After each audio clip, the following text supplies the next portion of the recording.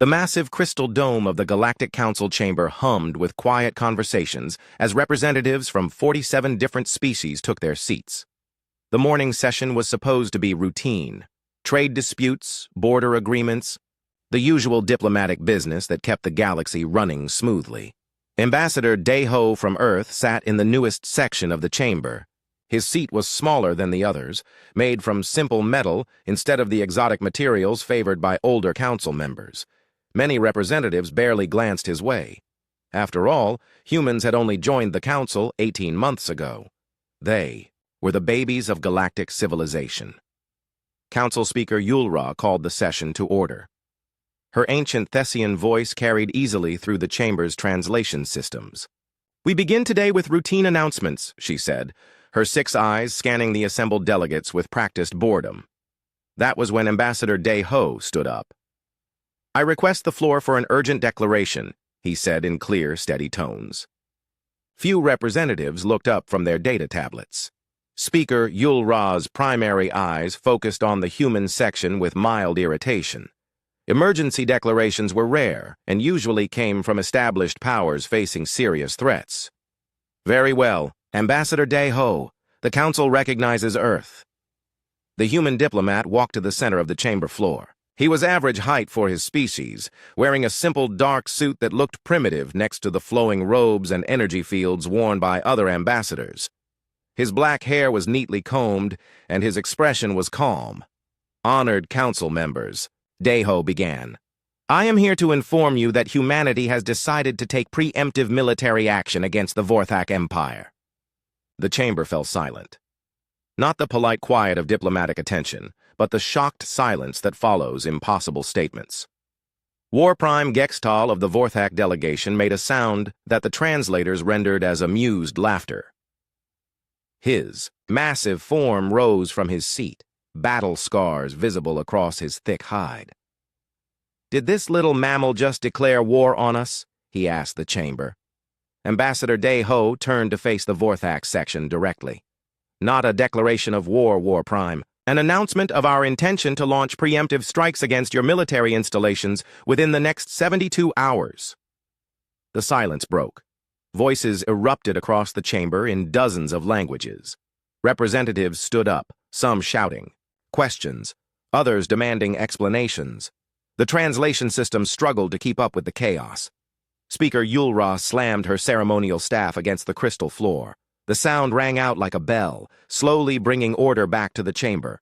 "Ambassador Daeho," she said carefully, "perhaps you could explain your reasoning for this." Unprecedented announcement. Captain Boram of Earth's starship Indomitable stepped forward from the observer section. She wore a simple gray uniform with minimal decorations. Her short black hair was tied back in a practical style, and she moved, with the easy confidence of someone comfortable with violence. "Speaker Yulra, with respect, our reasoning is strategic. The Vorthak have been expanding their territory for the past decade. They've conquered 17 star systems, enslaved 6 different species, and their fleet movements indicate Earth is their next target." War Prime Gextal's laughter was louder this time. "The hairless apes think they can threaten us? We have 300 battle cruisers. Our warriors have never known defeat. What does Earth have? 40 primitive ships and delusions of adequacy?" Several other species began murmuring agreement. The Vorthak military was legendary. Their conquest of the Deltani system had taken only 6 days. The proud Krell warriors had lasted barely a week against Vorthak battle tactics. Ambassador Daeho waited for the noise to die down. "War Prime, your confidence is noted. However, we believe you may have miscalculated certain factors." "What factors?" demanded Ambassador Rixtel of the Hillyrian Federation. His crystalline body flickered with nervous energy patterns. "Humans, your species has been in space for less than 2 centuries. The Vorthak have been conquering worlds for over 1,000 years. "That's true," Captain Boram said calmly. "But we've been preparing for this moment since we learned we weren't alone in the galaxy." She activated a small device on her wrist. A holographic display appeared above the chamber floor, showing Earth's solar system. What the assembled delegates saw contradicted everything they thought they knew about human space presence. The display showed not just Earth and its single moon, but a complex network of hidden installations throughout the solar system. asteroid, mining platforms that were clearly military facilities, research stations that looked suspiciously like weapons platforms. The supposedly empty space around Earth's outer planets crawled with concealed activity. "Impossible," whispered Ambassador Tel-Lon of the Arcturian Republic. "Our surveys showed primitive industrial development." "Your surveys showed what we wanted them to show," Ambassador Deho replied. "We've had 20 years to prepare. Honored delegates. 20 years to study every species in this council. 20 years to analyze your tactics, your weaknesses, and your assumptions about us." War Prime Gextal's amusement was fading. "You expect us to believe that your pathetic species has been secretly building a war machine?" Captain Boram's smile was cold. "We don't expect you to believe anything, War Prime. We expect you to test our capabilities. In fact, we're counting on it." The chamber erupted again, but this time the voices carried a different tone. Where there had been amusement and dismissal before, now there was uncertainty and the first hints of concern. Speaker Yulra raised her staff for order. "Ambassador Deho, this is highly irregular. The Council's purpose is to prevent conflicts, not announce them." "Speaker, we tried the diplomatic route. We submitted formal complaints about Vorthak expansion 18 months ago. We requested Council intervention when they began staging fleets near our border. Every attempt at peaceful resolution was ignored or dismissed. Because your complaints were meaningless," snarled War Prime Gextal. "You have no military worth mentioning. Your threats are like a prey animal squeaking at a predator." Ambassador Deho nodded slowly. "War Prime, you may be right. Perhaps we are just prey animals, but even prey animals can be dangerous when they're cornered and have nothing left to lose." He turned to address the full council. "Honored delegates, humanity did not join this council seeking conquest or expansion. We joined seeking peace and cooperation. But we also joined knowing that peace must sometimes be defended by force." Captain Boram stepped forward again. "The Vorthak fleet is already moving toward our space. Our intelligence indicates they plan to begin their attack within the week. We simply chose to announce our response before they announced their aggression." "Intelligence?" War Prime Gextal's voice carried a new edge. "What intelligence could primitives like you possibly gather on us?" The human captain's expression didn't change.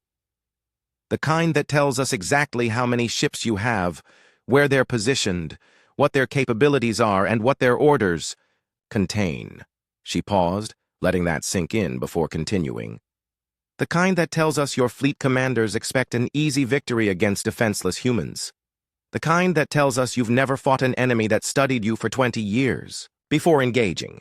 The silence that followed was different from before. This wasn't shock at an impossible statement. This was the quiet that comes when people realize they might have made a terrible mistake. Speaker Yulra's ancient voice carried a new note of concern. "Ambassador Deho, the Council must vote on whether to classify this situation as a formal conflict requiring mediation. With respect, Speaker, the time for mediation is past. The Vorthak made their choice when they began moving their fleets toward Earth. We're simply responding appropriately." War Prime Gextal stood to his full, imposing height. "This conversation is pointless. If the humans want to throw their lives away attacking us, let them try. We will add Earth to our list of conquered worlds and use their species as manual laborers." Ambassador Deho looked up at the massive alien warrior without flinching. "War Prime, there's something you should understand about humans. We don't start fights we don't intend to finish." The session ended with the Council voting to place Earth under protective observation, a diplomatic way of saying they expected humanity to be conquered quickly and wanted to document the process for future reference. As the delegates filed out of the chamber, Ambassador Deho and Captain Boram remained behind, watching the confused and concerned faces of their fellow council members. "Do you think they believe us yet?" Captain Boram asked quietly. Ambassador Deho shook his head. "No, but they will." 3 months before Ambassador Deho shocked the Galactic Council, Admiral Hyunwoo stood in the deepest military facility on Earth. The command center was built 11 kilometers beneath the Mariana Trench, hidden under layers of rock and ocean, that made it invisible to any scanning technology the galaxy possessed. The facility officially didn't exist. According to all public records, the location housed only a small research station studying deep-sea creatures. What the galaxy didn't know was that this research station was the nerve center of humanity's true military power. Admiral Hyun-woo was a thin man in his 50s, with graying hair and calm eyes that missed nothing. He had spent the last 20 years building something the galaxy thought impossible, a human war machine capable of challenging established powers. "Show me the latest reports," he said to his aide, Commander Ji-ho. The main display wall lit up with information that would have terrified any alien observer. Ship construction numbers, weapon testing results, intelligence gathered from every species in the Council. What looked like innocent trade relationships and cultural exchanges had actually been the most successful espionage operation in galactic history. Dr. Mi Young entered the command center carrying a thick folder of papers. She was the head of Earth's Xenobiology Division, a cheerful woman in her 40s who looked more like a university professor than a military scientist. Her appearance was carefully cultivated, harmless, friendly, the kind of person aliens felt comfortable talking to. "Admiral, I have the final analysis on Vorthak physiology," she said, setting the folder on his desk. For the past 18 months, Dr. Mi Young had been studying every alien species humanity encountered, but her research wasn't academic curiosity. Every cultural exchange, every diplomatic dinner, every friendly handshake had been an opportunity to gather biological data. "What did their last medical examination tell us?" Admiral Hyun-woo asked. Dr. Mi Young smiled. "War Prime Gextal and his senior staff submitted to routine health screenings 6 months ago. They thought it was standard diplomatic protocol. We now have complete genetic maps, metabolism rates, immune system responses, and psychological profiles for their entire command structure." She opened the folder and pulled out detailed charts. "The Vorthak respiratory system is their biggest weakness. They need a specific oxygen mixture that's slightly different from most species. Disrupt that mixture, and their battle efficiency drops by 60% within minutes." Admiral Hyun-woo nodded. This was exactly the kind of information that could win wars. While other species focused on building bigger guns and stronger shields, humans had learned something far more valuable: know your enemy better than they know themselves. Colonel Tae-jin joined them at the display wall. He was a stocky man with scarred hands and the quiet confidence of someone who had seen real combat. As head of Earth's weapons development program, he had been working on projects that would have seemed impossible to alien observers. "Admiral, the final weapon tests are complete," he reported. "All systems are ready for deployment." The weapons Colonel Tae-jin had developed didn't look impressive compared to alien technology. They didn't fire beams of pure energy or create black holes or manipulate gravity. They were kinetic weapons, projectiles that relied on speed and mass to cause damage. Most galactic species had abandoned kinetic weapons thousands of years ago in favor of energy-based systems. This made human weapons completely unexpected. Alien shields were designed to deflect energy attacks. They were practically useless against a simple piece of metal moving at incredible speed. "Show me the stealth field tests," Admiral Hyun-woo said. The display changed to show footage of human ships simply disappearing. Not destroyed, not teleported away, but becoming completely invisible to any detection system the galaxy used. While aliens had focused on making their ships bigger and more powerful, humans had focused on making their ships impossible to see. Commander Soo-jin walked into the command center carrying the latest intelligence reports. She was young for her rank, but her talent for gathering information was legendary. She could walk into any alien social gathering and walk out knowing military secrets. "Admiral, we've confirmed the Vorthak fleet movements," she said. 300 ships, just like our sources reported. They're staging in the Kepler system, planning to jump to Earth space within the week. Admiral Hyun-woo studied the tactical display showing Vorthak positions. "Do they suspect we know about their plans?" Commander Soo-jin shook her head. "Not at all. War Prime Gextal is so confident that he's been bragging about the coming conquest to anyone who will listen. He expects total victory within 48 hours of arrival." Dr. Mi Young laughed softly. "He has no idea how long we've been preparing for this moment." She was right. For 20 years, every human who left Earth had been part of a massive intelligence operation. Diplomats, traders, scientists, even tourists. All had been trained to observe, remember, and report everything they learned about alien capabilities and weaknesses.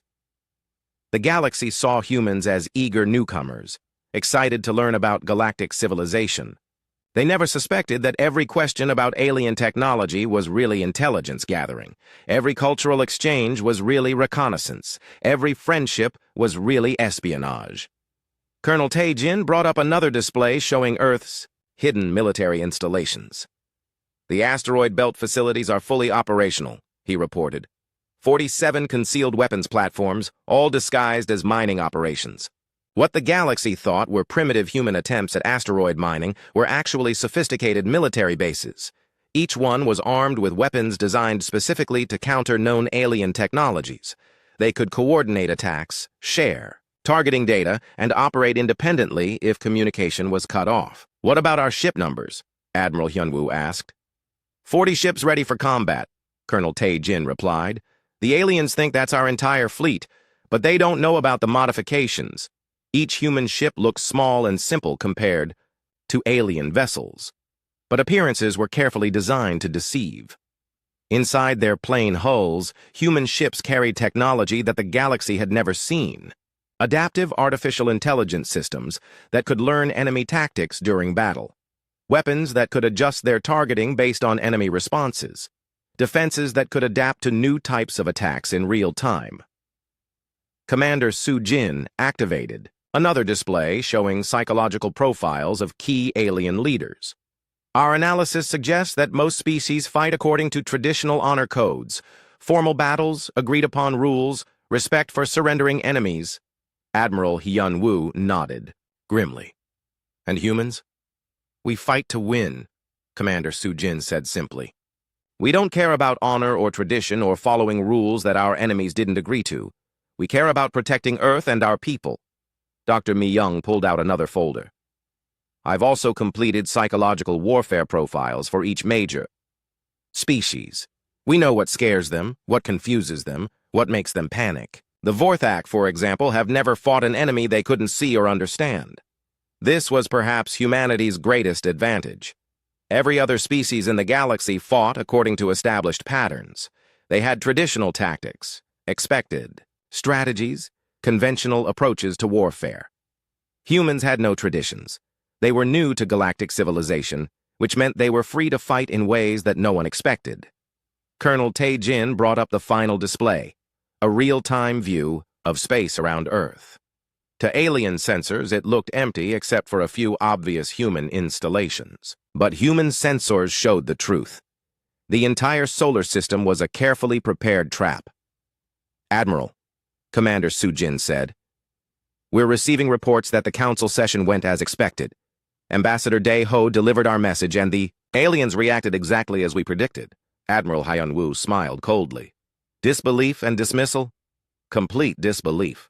War Prime Gextal was particularly amused by our threats. The Council voted to place Earth under protective observation, expecting us to be conquered quickly." Dr. Mi-young shook her head in amazement. "Even after 18 months of membership, they still see us as primitive newcomers. They have no idea that every human they've met has been studying them." "That's about to change," Admiral Hyun-woo said. He turned to address his senior staff. "Ladies and gentlemen, we have 72 hours to finish our final preparations. The Vorthak fleet will arrive expecting to find a helpless planet defended by primitive ships."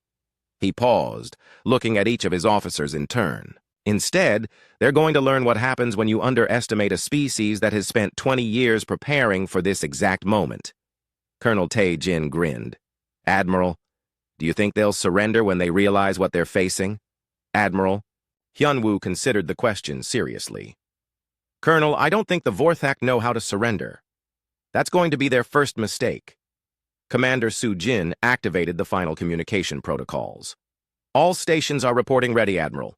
Every ship, every weapon platform, every intelligence asset is in position."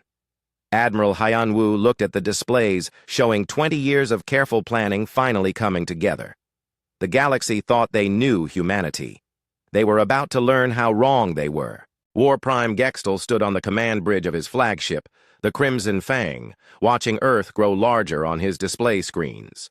Behind him stretched the most powerful war fleet in the galaxy, 300 battlecruisers that had never known defeat. "Pitiful," he growled. studying the small blue planet ahead. His tactical officers had already identified the locations of human ships.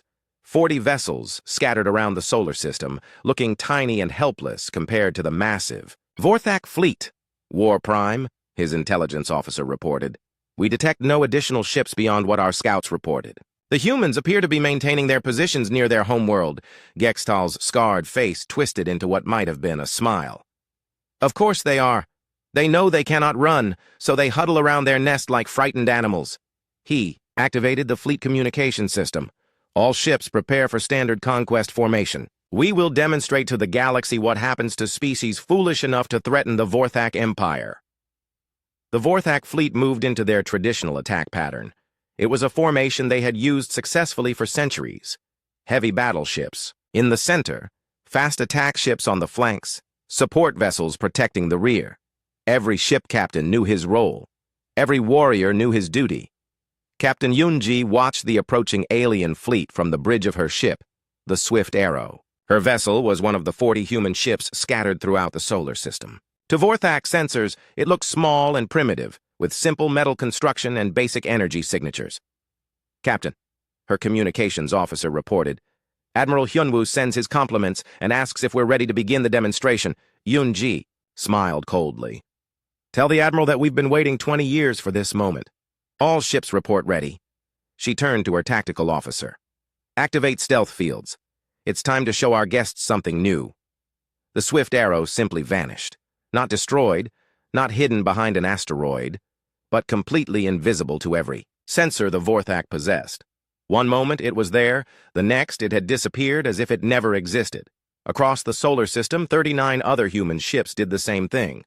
On the Crimson Fang, alarms began screaming.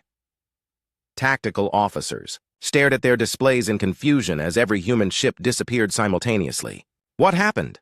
War Prime Gextal demanded. Where did they go? His chief tactical officer frantically worked his controls. Unknown, War Prime.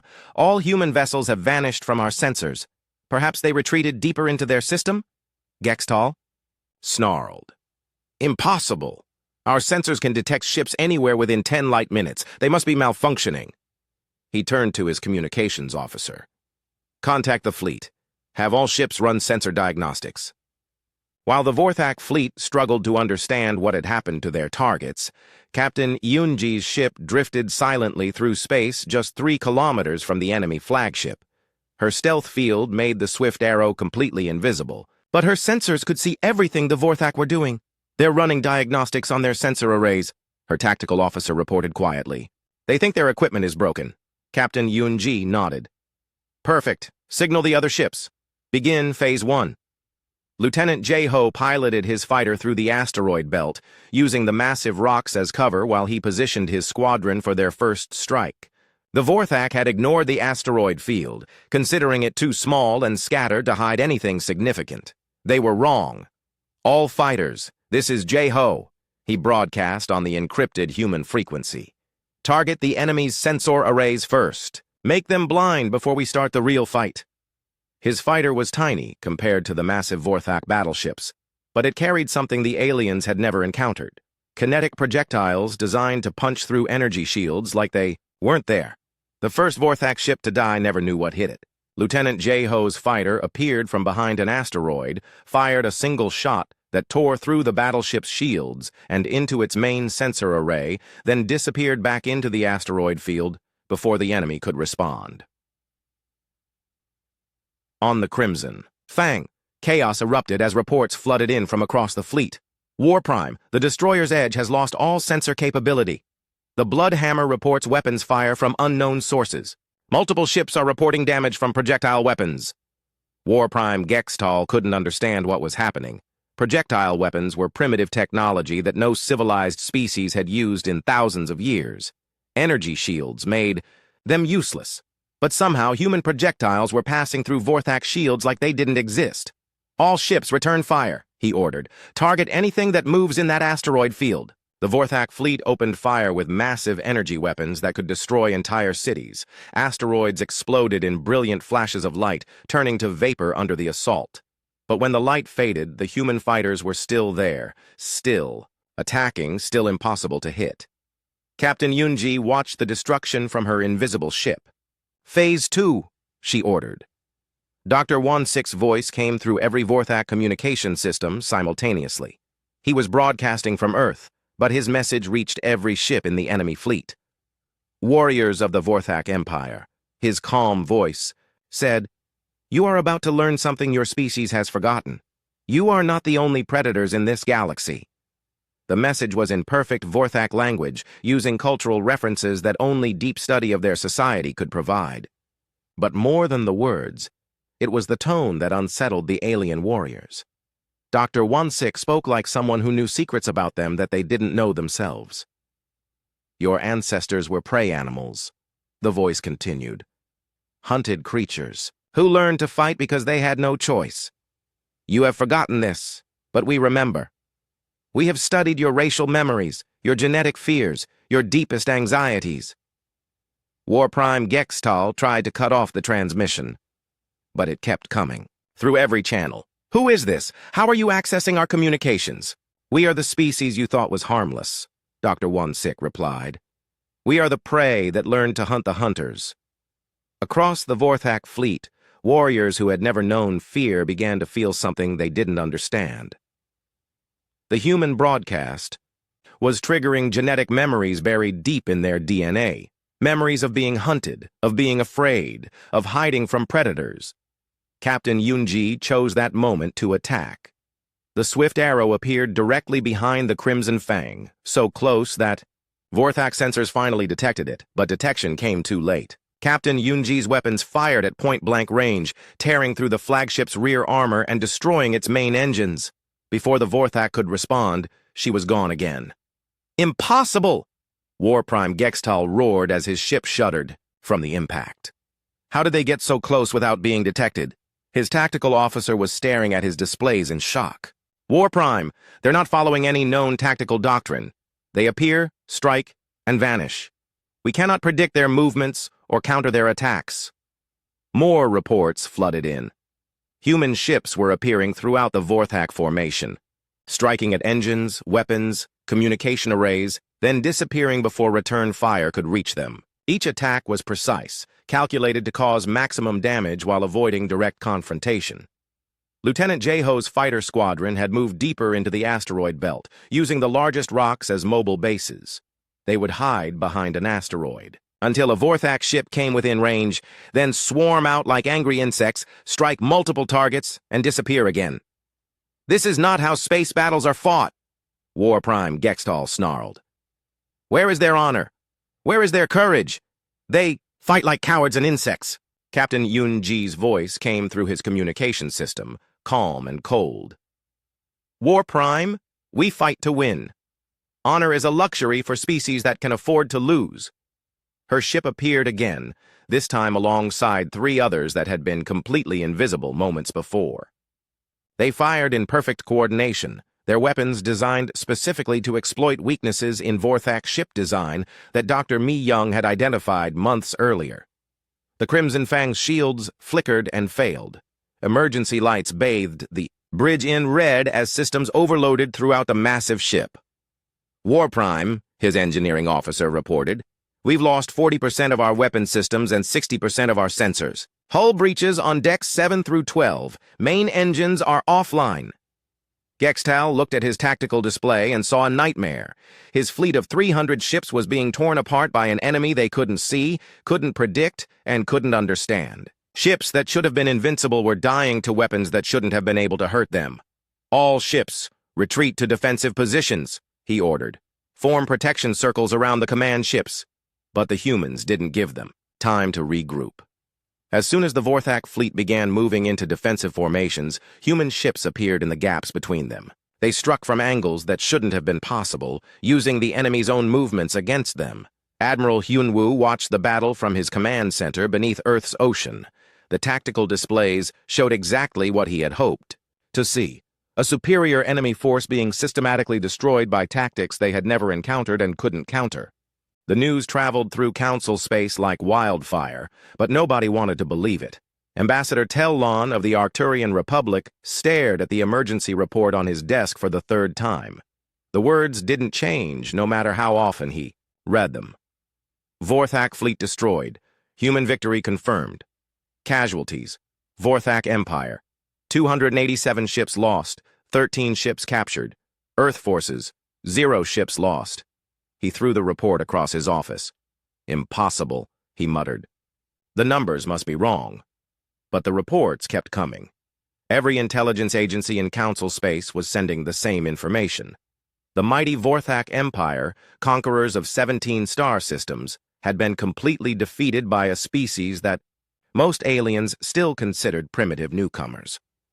On the trade world of Nexus Prime, the Helsing Federation Emergency Council was meeting in closed session. Trade Minister Colven paced back and forth in front of the assembled delegates, his tentacles writhing with nervous energy. The implications are staggering, he said, his translator struggling to convey his agitated state. If humans can destroy the Vorthak fleet, what does that mean for the rest of us? What else don't we know about their capabilities?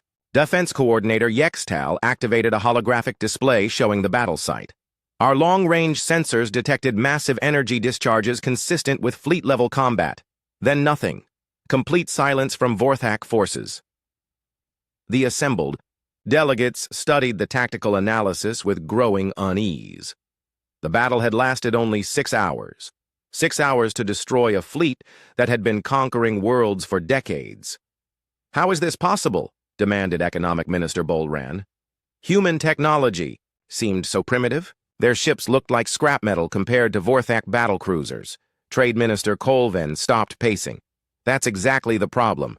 We assumed their technology was primitive because it looked primitive. What if we were wrong about everything? Back on Earth, Commander Sujin was coordinating the processing of Vorthak prisoners. The 13 captured ships held over 40,000 alien warriors, all of whom expected to be executed according to their own military traditions. Instead, they found themselves in clean medical facilities, receiving treatment for their injuries, and food that met their dietary requirements. War Prime Gextal sat in what humans called a detention cell. Though it was more comfortable than many Vorthak military quarters, he couldn't understand what was happening. By every law of warfare he knew, he should be dead. Defeated commanders were always killed to prevent them from returning with intelligence about their captors. Dr. Mi Young entered his cell carrying a medical scanner and a translator device. War Prime, I'm here to check on your injuries, she said in clear Vorthak language. Gextal stared at the small human female. You speak our language perfectly. Of course. We've been studying your species for years. Dr. Mi Young ran her scanner over his wounded arm. You have a hairline fracture in your forearm and some internal bleeding from the battle impact. Nothing serious, but we should treat it. Why? Gextal asked. Why treat your enemies? Why keep us alive at all? Dr. Mi Young paused in her medical work. War Prime, do you know what humans call the rules for treating prisoners and wounded enemies? Gextal shook his head. We call them the laws of war. We believe that even in combat, there are lines that civilized beings should not cross. Healing the wounded and protecting prisoners is one of those lines. The Vorthak commander was quiet for a long moment. Your species confuses me, he finally said. You fight like demons, but you heal like what we would call saints. Dr. Mi Young smiled. War Prime, humans learned something important about warfare long ago. The goal is not to destroy your enemies. The goal is to make them stop being your enemies. On the crystalline hegemony homeworld, ancient beings that had witnessed the rise and fall of dozens of galactic civilizations were holding their first emergency session in 3 centuries. The eldest crystal, a being so old that its memories, stretched back to the formation of the council itself, pulsed with worried light patterns. This changes everything, it communicated to the assembled hierarchy. Humans are not what they appeared to be. Council Coordinator Zix Ara had been studying human behavior since their first contact with galactic civilization. Eldest, I have reviewed every interaction our species has had with humans. Every cultural exchange, every trade negotiation, every diplomatic meeting. The ancient being's crystalline form flickered with attention patterns. What did you discover? They were studying us, Zixara replied. Every question they asked about our technology, every interest they showed in our history, every friendship they made with our people. It was all intelligence gathering. The chamber filled with alarmed light patterns as the implications sank in. They spent 18 months learning everything about us while we learned almost nothing about them, Zixara continued. We thought we were helping primitive newcomers understand galactic civilization. Instead, we were teaching master strategists how to defeat us. Back in Earth's solar system, Captain Boram was overseeing the cleanup operations. Vorthak ship debris was being collected and studied. Every piece of alien technology was being analyzed to understand how it worked and how it could be countered in the future. Captain, her communications officer reported, we're receiving transmission requests from 43 different species. Everyone wants to talk to us. Captain Boram wasn't surprised. What kind of requests? Trade proposals, defense agreements, cultural exchange programs, technology sharing offers. The Thessians are offering to make Earth a permanent member of their inner council. The Arcturians want to establish a joint military base in our system. She shook her head in amazement. 18 months ago, most of them barely acknowledged we existed. Now they all want to be our best friends. Admiral Hyun-woo's voice came through the communication system from the Deep Ocean Command Center. Captain, prepare a diplomatic response team. It seems we're about to become very popular. On the Council homeworld of Thessia, Speaker Yulra was composing the most difficult report of her long career. The Thessian High Command needed to understand how completely they had misjudged humanity. Fellow counselors, she wrote, we face a situation unprecedented in Council history. A species we classified as primitive newcomers has demonstrated military capabilities that exceed our most optimistic estimates for their development level. She paused, considering her next words carefully. However, analysis of their behavior suggests that humanity's greatest asset is not their military technology. It is their strategic thinking. While we focused on their apparent technological limitations, they were conducting the most successful intelligence operation in galactic history. The speaker activated her communication system to address the Council directly. Emergency session. All species. Immediate priority. Ambassador Daeho received. The Council summons while reviewing prisoner treatment reports. Every Vorthak captive was receiving medical care, proper food, and living conditions that exceeded Council standards for prisoner treatment. Interesting, he said to Captain Boram. They want to talk to us again. Should we send the same message? As before? She asked. Ambassador Daeho smiled. No, Captain. I think this time they'll actually listen to what we have to say. Dr. Wansik entered the conference room carrying psychological profiles of every major species in the Council. His broadcast during the battle had been carefully designed to exploit specific fears and anxieties in Vorthak psychology. The results had exceeded even his optimistic projections. Ambassador, he said, I've completed my analysis of probable Council reactions to our victory. Based on their psychological profiles, most species will respond with a mixture of fear, respect, and desperate desire to align themselves with us. And the minority? Ambassador Daeho asked. Some will want to test our capabilities themselves. Others will try to form alliances against us. A few might even consider preemptive attacks before we can demonstrate our abilities against them. Captain Boram leaned forward. Are you saying we might face more battles? Dr. Wansik nodded. Almost certainly. But here's the interesting part. Every species that challenges us will be doing so based on incomplete information. They'll make the same mistakes the Vorthak made. Admiral Hyun-woo's voice came through the communication system. All senior staff, prepare for departure to the Council chambers. We have a galaxy to educate about the realities of human capabilities. As the human diplomatic team prepared for their return to the Galactic Council, reports were flooding in from across known space. Every major intelligence agency was desperately trying to reassess everything they thought they knew about humanity. The Krell warrior clans were demanding immediate military alliance treaties. The Deltani survivors were offering tribute in exchange for protection from other potential conquerors. Even the proud Halerians were quietly inquiring about defensive cooperation agreements. Ambassador Daeho looked at the flood of communication requests and realized something profound had changed in galactic politics. For the first time since, humans had discovered they weren't alone in the universe. Other species were approaching them not as curiosities or primitives, but as equals. Actually, He corrected himself. Not as equals. As superiors. 6 months after the impossible human victory, the Galactic Council chamber looked completely different. The same crystal dome, the same curved seating arrangements, but the atmosphere had changed so dramatically that it felt like an entirely different place. Ambassador Deho walked to his seat and noticed the difference immediately. His simple metal chair had been replaced with one made from rare Thessian crystal, a material reserved for the most honored council members. More importantly, every representative in the chamber turned to watch him enter, their expressions ranging from respectful to openly fearful. Speaker Yulra called the session to order, but her ancient voice carried a tone that hadn't been there before. Careful respect. The Council recognizes the importance of today's session.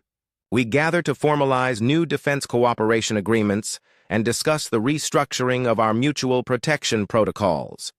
Ambassador Tel-Lon of the Arcturian Republic was the first to speak.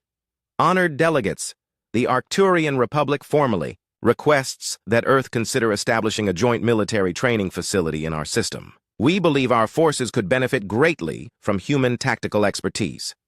Similar requests followed from dozens of other species. The Krell wanted human advisors for their warrior training programs. The Deltani offered to share their advanced manufacturing technology in exchange for protection guarantees. Even the proud crystalline hegemony, beings so ancient they remembered the formation of the galaxy itself, were asking humanity for defense consultation. Captain Boram, now promoted to Fleet Admiral, stood to address the Council. Her simple gray uniform looked plain compared to the elaborate robes and energy fields worn by other military representatives, but nobody in the chamber questioned her authority. Honored delegates, she said, humanity appreciates your confidence in our abilities. However, we believe the galaxy's defense needs require a more comprehensive approach than individual bilateral agreements. She activated a holographic display showing a star map of Council space. We propose the creation of a unified defense doctrine that incorporates the strengths of all member species, not human tactics imposed on everyone else, but a new approach that uses the best capabilities each species can offer.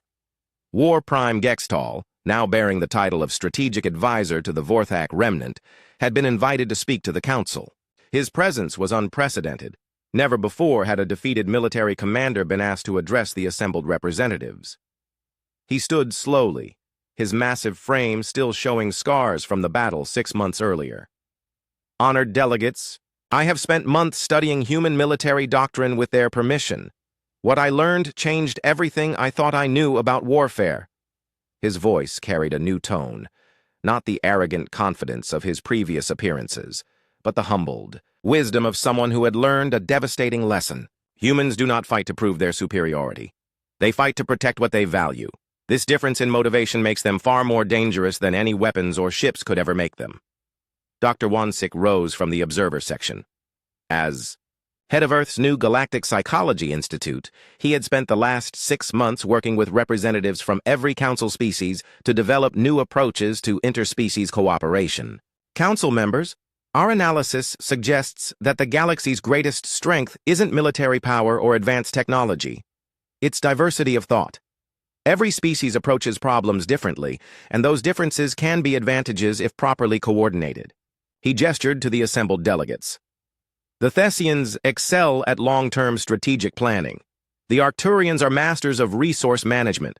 The crystalline hegemony possesses historical knowledge spanning millions of years. The Krell understand individual combat better than any other species. Speaker Yulra leaned forward with interest. Dr. Wansik, are you suggesting that human military success came not from superior technology, but from superior coordination of different approaches? Exactly, Dr. Wansik replied. Humans had one advantage that no other species possessed. We were new to galactic civilization, which meant we had no preconceived ideas about how things should be done. We could study everyone else's methods and combine the best elements into something new. Admiral Hyanwu's voice came through the communication system from Earth's command center. Council members, Dr. Wansik's analysis is correct. Human victory against the Vorthak came from 20 years of studying every species in this chamber and learning from your experiences. The chamber fell silent as the implications sank in. We used Thessian strategic planning to develop our long-term preparation. We applied Arcturian resource management to build our hidden military infrastructure. We studied crystalline historical records to understand how previous conflicts had been won and lost. We even incorporated Krell individual combat techniques into our fighter pilot training. Ambassador Deho stood to address the council directly. Honored delegates, humanity did not defeat the Vorthak Empire by being superior to you. We defeated them by learning from all of you. Commander Su Jin activated a new display showing the current state of galactic defense. What we're proposing is a complete restructuring of how council species approach mutual defense. Instead of each species maintaining separate military doctrines, we suggest creating integrated task forces that combine different species' strengths. The display showed mixed species fleet formations that looked unlike anything the galaxy had seen before. Thessian command ships providing strategic coordination, Arcturian vessels handling logistics and supply, crystalline ships serving as mobile databases of tactical information, Krell fighters providing close combat capability, and human ships coordinating stealth and reconnaissance operations. Trade Minister Colven of the Helsing Federation was the first to respond. This would require unprecedented cooperation between species that have maintained separate military traditions for thousands of years. Yes, Admiral Boram replied simply. But the alternative is what happened to the Vorthak. Any species that refuses to adapt to new realities will eventually face an enemy that has adapted better than they have. War Prime Gextall nodded grimly. The Admiral speaks truth. My people believed our traditional methods were sufficient because they had worked for centuries. We learned too late that the galaxy had changed, and we had not changed with it. Dr. Mi Young entered the chamber carrying reports that would reshape galactic civilization. As head of the new interspecies medical cooperation program, she had been working with healers and scientists from every council member. Honored delegates, we've discovered something remarkable. Every species in this chamber possesses medical or scientific knowledge that could benefit all the others. The Thessians understand cellular regeneration in ways that could revolutionize medicine. The Arcturians have developed manufacturing techniques that could solve resource shortages across the galaxy. She paused, looking around the chamber at representatives who had once dismissed humanity as primitive newcomers. But this knowledge has remained isolated within individual species because we never truly cooperated before. We traded goods and information, but we never combined our capabilities to create something greater than the sum of our parts. Speaker Yulra stood to address the full council. What humanity is proposing represents the most significant change in galactic civilization since the formation of the Council itself. They are suggesting that we abandon thousands of years of tradition in favor of unprecedented cooperation. Ambassador Deho nodded. Speaker Yulra, we understand the magnitude of what we're proposing. But 6 months ago, a new threat appeared from beyond the galactic rim. Our long-range sensors have detected ships using technology that none of our species recognize. The chamber erupted in concerned voices as this information was revealed for the first time. Unknown vessels, Admiral Boram continued, with capabilities that appear to exceed anything in our current military doctrines.